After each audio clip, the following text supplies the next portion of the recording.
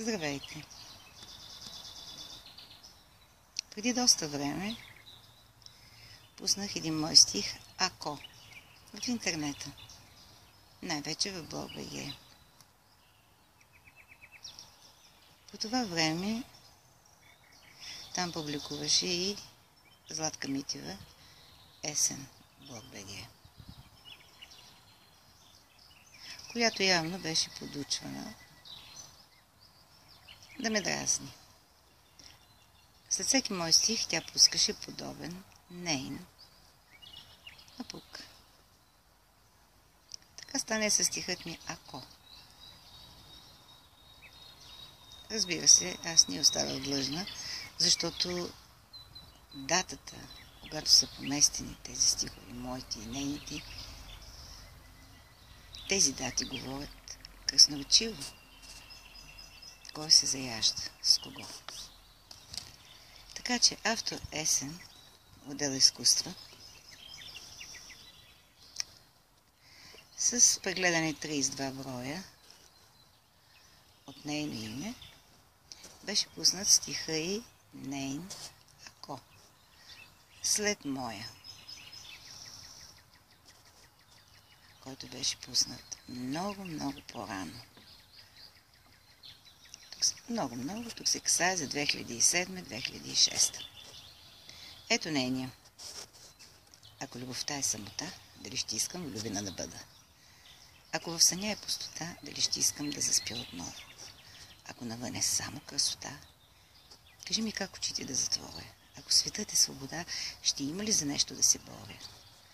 А ако няма в мен борба, така излишно ще ми е да говоря.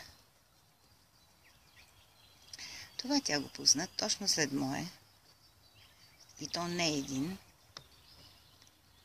пак се заглави "Ако". Ако цветята поговорят, ще ми докажат твоята любов. Ако облаци в небето спорят, ще ми разкрият пътя нов. Ако с вятъра ти долетиш и нежни думи ми шептиш, тогава птица аз ще стана. Ще полетя и ще те хвана.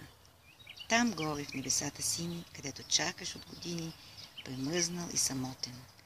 Цял ти ангел мой, небесен, бял. След този мой стих тя си позволи да пуска подобие, и то не един. Ето как ти отговарям в стих.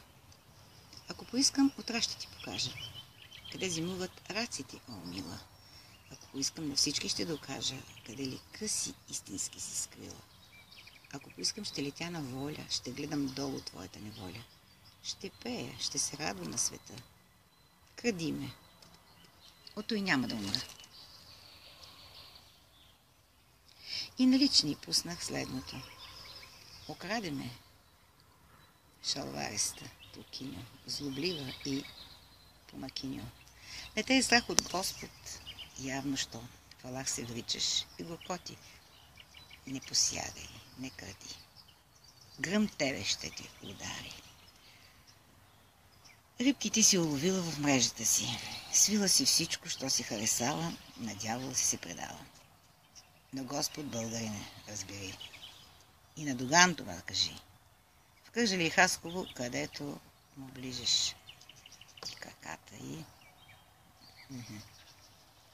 Да не си дошла пак в Плевен, да упражняваш занаята древен. Секира знаеш как сече. Так искат теб. Човек менте. Тези неща бях ги пуснала и при нейните хора, като доказателство. И още, и още. След всеки мой стих тя пускаше подобие на моите. И то само след някакви месеци или година. По същия начин и сега се действа да ме дразнат някои